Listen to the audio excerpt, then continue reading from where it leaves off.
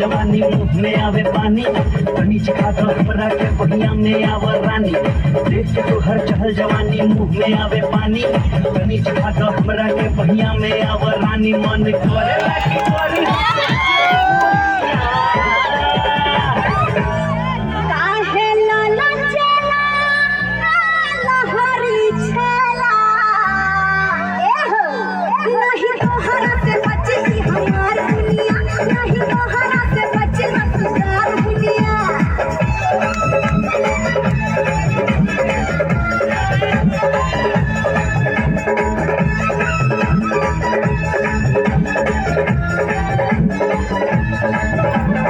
Hariya,